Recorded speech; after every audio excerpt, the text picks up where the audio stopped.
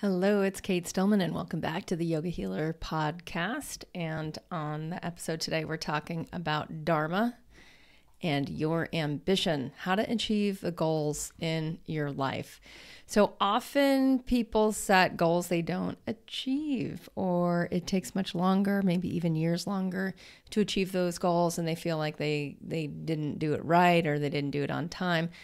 Sometimes we set goals that aren't really in alignment with ourselves, like what we really want or what our next purpose truly is. And sometimes we set goals because we really think we can do something like much greater than we're currently doing. So that's what this episode is about today, is Dharma and how to achieve the goals that you want to achieve in your life, how to clarify your ambitions and live your life on target. This is part of the series that's part of our book launch for Master of You, which you can find at masterofyou.us. That's masterofyou.us. And the reason I did a .s wasn't because I'm so pro USA. It's because us. This is really about you leading you, and then we all become leaders in the process. So as part of the series, I'm guiding you through the book. And I'm hoping that you'll either listen to the whole book on Audible or that you'll read it. And there's a free workbook that you can find on the masterofyou.us website. I highly recommend getting the workbook. It's free, whether you're doing it with the podcast or doing it with the book. Obviously, the book goes into much greater detail, and I'm just glancing over a few of the key teachings in each chapter. So I started with what is Dharma, because a lot of people aren't familiar with the word, but of course we're all familiar with the concept of having a purposeful life, having a life of deep meaning, and maybe even the concept like that you're here to do something. Yes, you in this lifetime. Yep, this one right here, right now. The episode I did after that, if you missed it, was the mindset of Dharma. That's where I get into the ethos, that there's specific ways to train your mind to think. Now, thinking is an amazingly underutilized resource in modern life. And unless we have a contemplative practice, it's hard to use the mind well. We're really going to dive into how to use the mind for critical issues in achieving goals today. That's the focus of fire element in this book, Master of You.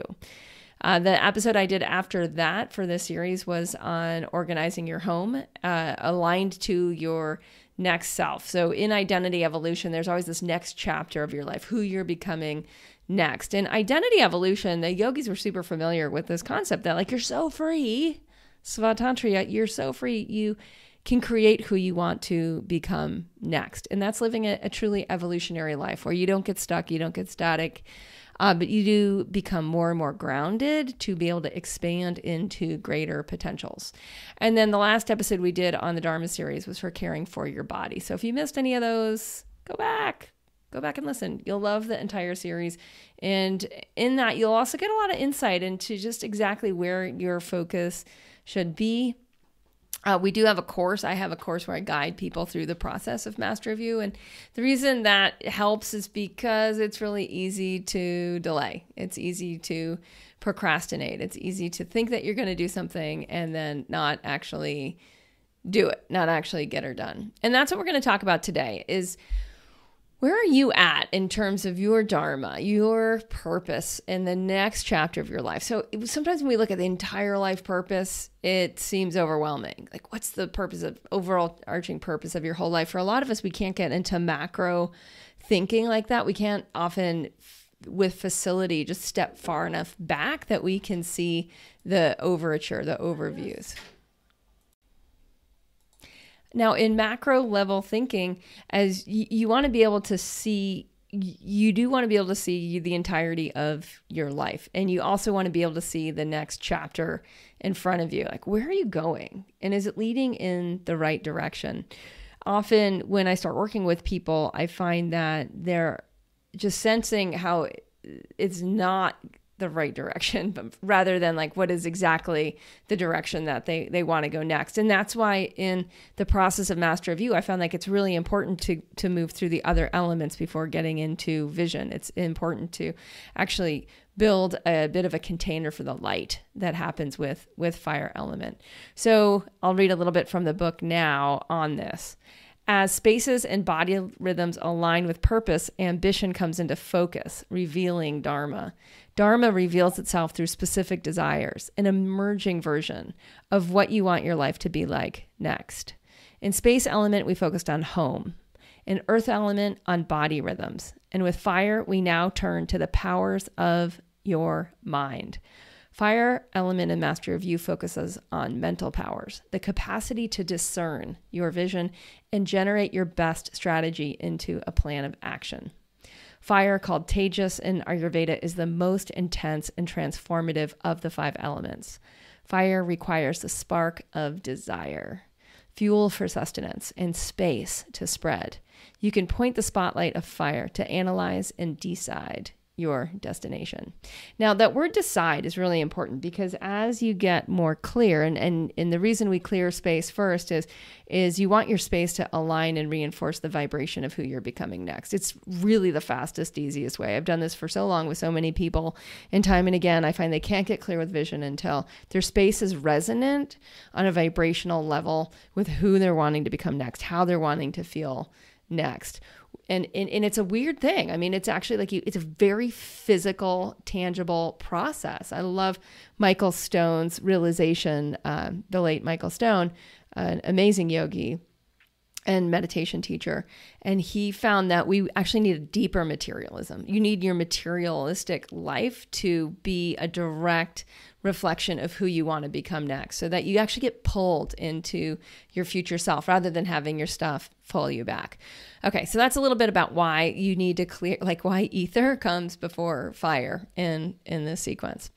So with discernment, you're able to then see clearly. And what starts to happen is as your space is clear and as your body rhythms are deeply grounded, you build resilience. And from that resilience, you actually are a stronger, more embodied version of yourself. You're able to take on more. You're able to see more. So even what you perceive as ambition, your own ambitions, will be much greater from working the elements in sequence. And this was a thing I didn't...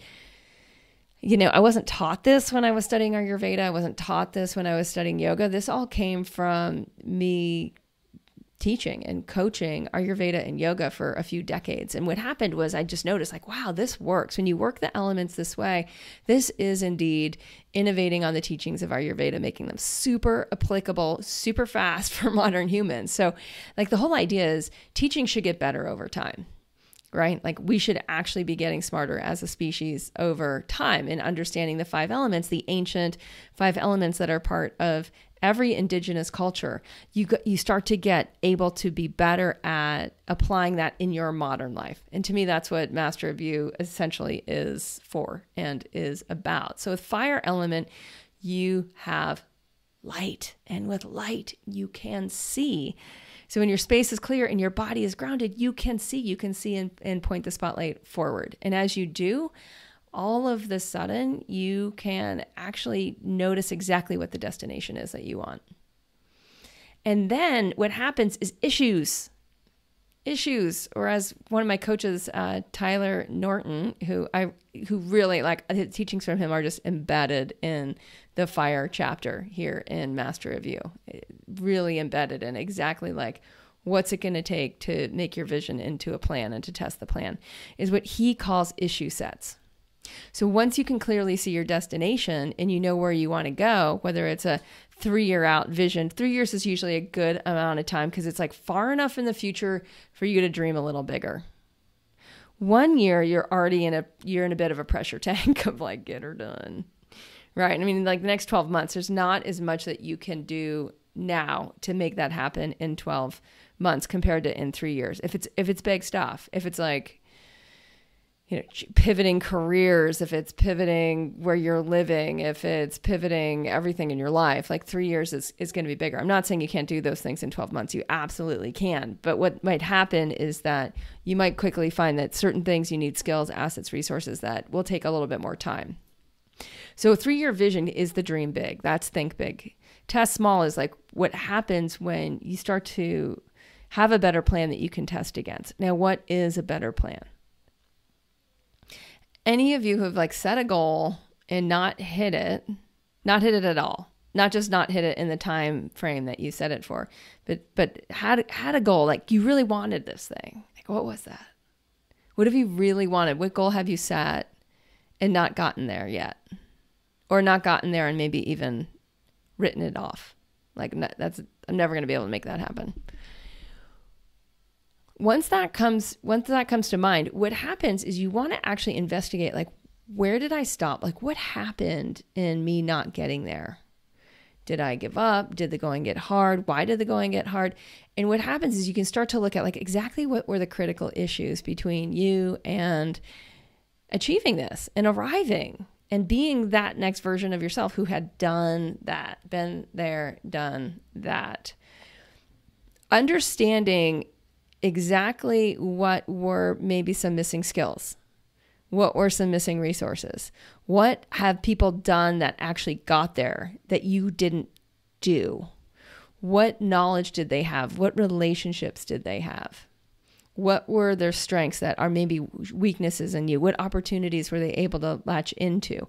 And how did they generate those opportunities? That is all what arises when you start to actually look at the issues. Now, what I find is a bit endemic in our sort of new agey yoga world is the idea that it shouldn't be hard. Like if it's hard, you're out of flow. And I really don't understand where that comes from. Like that is not inherently in the teachings of yoga. What is the term tapas. This is a huge part of the yogic path. So, and I'm going to read again from the book. Yogis historically have held a special regard for fire element. The term tapas, or intentional friction, is regarded as key to enlightenment, to transforming the mundane into the extraordinary.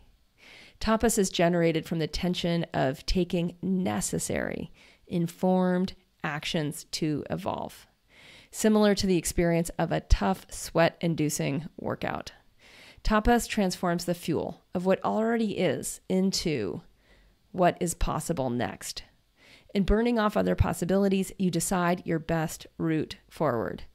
Tapas also purifies and directs your next identity by burning off what no longer serves you, generating light to reveal the way forward.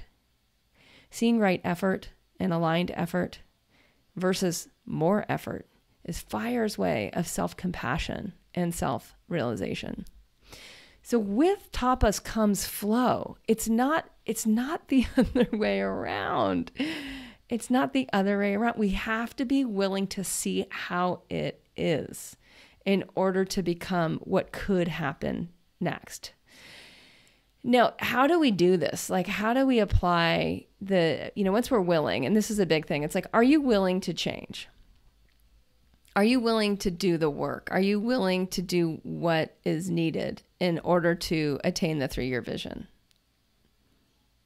This question, like this question, like sitting with this and asking yourself, when you set a vision, like, am I willing? Am I willing to become who I need to become in order to make this happen? That's heavy. That's not an easy question to sit with, but it's a great way to start to test whether this is the right goal for you or not. I've often seen people set goals that are way too lofty and then not pause and say, like, am I willing? Am I willing to go through the fire? Right? Am I willing to walk on the hot coals? Am I willing to, I often will use a surfing analogy. So I was out surfing with Indy a couple weeks ago, and she, I think, let me think about this. We were both on paddle boards out front, and paddle boards are very, very buoyant and much larger often than surfboards. And so in the impact zone, or like the place where you're in like the whitewash and you're trying to get to the outside of the waves in order to catch a wave. So if you've already surfed a wave and you haven't gotten to the outside, you might be in the impact zone. Sometimes when you're in the impact zone, appropriately named, what happens is there's a set. You're like in the middle of a set, and the waves are now like, there's a line of waves coming to crash on your head. Yeah, it is really as pleasant as it sounds. So there's some strategy. If you're on a surfboard, a small enough board like a shortboard, you try to duck dive under the wave. Like that's the best strategy if you have a piece of equipment that's less buoyant that you can actually force under the wave. And that way you can actually make some progress potentially, or at least hold your own ground and not get like swept into shore. We have a really rocky shore where we are, so that's not very pleasant either. If you have a large buoyant board, duck diving's not an option, but you can duck dive without your board, and you just have to be careful that your board doesn't hit any of the other people that may be around you. All right, so India and I are out there. There's about a 10-wave set, and we're going to take every wave more or less on the head unless we duck dive under. And I noticed while she and I were in it, and she's been in the ocean since, I mean, we've lived here in Mexico at the ocean since she was about 4, so she has some life experience with this. Not new. And yet, right? And yet it can be so hard in the moment when you're just getting tired and it's the 7th wave that you've had to duck dive under, and it's a bit of a struggle and you're not making any progress to getting the outside of the waves, and they just keep coming and you can't really tell how many more are going to come. And then it's the wave 10. And then honestly, this was actually more than a 10 wave set. It just kept coming. And I encouraged her to relax and just deal with the next wave in front of her, and then relax, and then the next wave in front of her, and relax, and the next wave in front of her. Knowing that like issue sets, like the issues that come between you and a goal will often come in sets, and it can be heavy at times. It can be really, really uncomfortable at times. And the yogis are very clear that tapas is not comfortable. It's not. But if you want to transform the mundane into the extraordinary, like you've got to cash in some chips, and you might cash in the chips of comfort if you mean it, if you're really going to get there. And so anyways, eventually there was a little bit of a break, and I'm like, Indy, we should paddle hard that way now. We get to the outside, and then we debrief of like what happened, and are we fine, and what did we learn, and how did that go? Now, there's in the new age world often the sense that like things shouldn't get hard if we're aligned. And one of the things I asked Indy to consider as we were now in the zone of actually being able to catch a wave again, or decide not to take a wave and not take any waves on the head, is like, has anyone who's ever gotten good at surfing not had to deal with the impact zone repetitively during different times of, during different surf sessions, as they're called? And she came to the accurate conclusion that like, no, you don't get good at surfing without experiencing the impact zone. Now, the reason this is so important is that when we set a bigger goal, like when we truly want a greater life than we currently have for ourselves, that we actually understand that like tapas is part of the process of becoming. It's the chisel that chisels off the parts of us that just cannot survive at that bigger level. They just can't. They can't come along for the ride. There's new skills, there's new assets, there's new resources, there's new relationships that are absolutely necessary. And in chiseling off that which is not functional for you to get there, you have to deal with it. You're gonna have to burn, literally like burn away the parts of yourself that aren't as useful for that to happen, or really just can't exist in the same potentiality. So often there are habits, like for me, in my experience, like some of my issue sets have really evolved around barriers in leadership and my inability to hold people accountable, like really hold people accountable to what is expected of them, and my desire to coach people along the way, particularly within my company. Like I'm great at coaching clients, but in my teamwork, and many of you who've listened to the podcast have heard me talk about this, but until I deal with that issue set head on, like I'm going to be the best manager I can possibly be, right? I'm going to be the best team leader I can possibly be. I'm going to coach people along the way into higher and higher levels of performance for themselves and for me to step into the next level of leadership. Now, that's being willing to deal with the problems head on. So once we understand that tapas is part of the way, and that it's not an indication that things are going wrong, it's an indication usually that things are going right, that the goal is great enough for you to actually look at what you need to become next. Okay, so critical issues, when we set a goal, critical issues are what are going to keep us from making it happen. What will we need to make it happen? What will we need for this vision to become real? And what could keep you from making this happen? And in this way, you're surfacing your critical issues, particularly for this vision. With a 3-year vision, you should naturally have gaps in the skills, resources, assets, and relationships needed to get there. Gaps mean you're interested in developing yourself as a human. Good thing you have plenty of time to build skills, resources, and assets, and to develop relationships. So at this phase in the master of your journey, your job now is to gather the data that will help you map the best road to get there through assessing what you have that will help you and what you don't have that you will need, non-negotiable. So if you get the workbook, there's some exercises. Again, that's at masterofyou.us. You can get the free workbook. There's some exercises in there directly for how to identify your critical issues. And I'm going to read a little bit more. Critical issues is a term by business strategists to identify what needs to be grappled with in order to make a smart action plan. Yogis might call them critical karmas to highlight insight between cause and effect. Karma means cause and effect. Critical issues surface mostly due to competing interests, limited resources, unknowns with opportunities, and threats that are bigger than they appear. Critical issues surface by answering the question, what could go wrong? What obstacles must you overcome? Strategy is formed through a thorough processing of critical issues. These processes of structured thinking focus attention like a laser into a deliberate future. Profound insights and spiritual breakthroughs are part of solid strategic planning.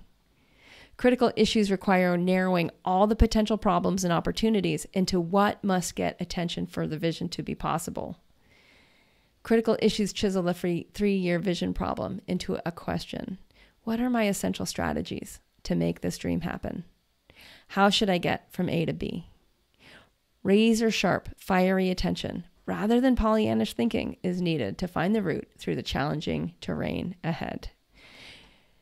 There's a question stem that really helps identify critical issues. Like once you've taken time to actually look at like what could go wrong and what obstacles do you have to overcome, doing this with eyes wide open is essential.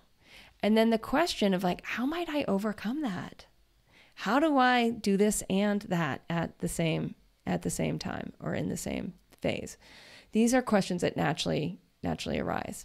So the part of when I coach people through this process time and again, like year over year over year, and often people come into Awake Living, the course that we use, the Master of You curriculum. What we find is that this is the hardest part. Like fire is the hardest part, and which corresponds with yoga. Like in yoga, we say fire's it's what does the work. It's the hardest element, right? There's nothing soft about fire. It's sharp. Is most people aren't willing to do the heavy thinking that is required in identifying exactly what the critical issues are between the vision that you want to have and what actually needs to get done in order to get there. So 2,500 years ago, Lao Tzu wrote, "The slow overcomes the fast." In the same vein, Abraham Lincoln, he always advised, right? Investing time in sharpening your axe before you chop the tree will save you time in the long run. And this is how it is with fire element, is there's a process of thinking. And in the chapter of the book, I really outline the exercises step by step of like what you need to do in order to think at the level of reality in line with the level of potentiality and bring these two to terms. And when you do that, you actually emerge with a strategy, your best strategy that can work. And this is huge. This is huge. And it's often really hard. So you might feel like there's smoke coming out of your ears. But at the end, what happens as you become a master of fire is you become not only a visionary for your own life, but you become capable of digesting your critical issues into success strategies. Once you can do that, you can repeatedly expand beyond who you have already been. You can author your life at an entirely larger level. And for many people saying like, I want to step into a bigger Dharma, or I really want to make this pivot, this is essential. All right, so that's my little quick overview of Master, of Fire, of Dharma, and how to achieve goals in life. It's all about critical issues, basically uncovering them and then developing critical strategies from there. And that brings us to what's coming next in this series on Dharma is time. And in the next episode, I'm going to go into Dharma and time management, which is really activity management, right? Like how do you align your time to hit your goals, to achieve your ambitions? So that's what we'll talk about next. Again, you can find Master of You at masterofyou.us. Namaste and have a great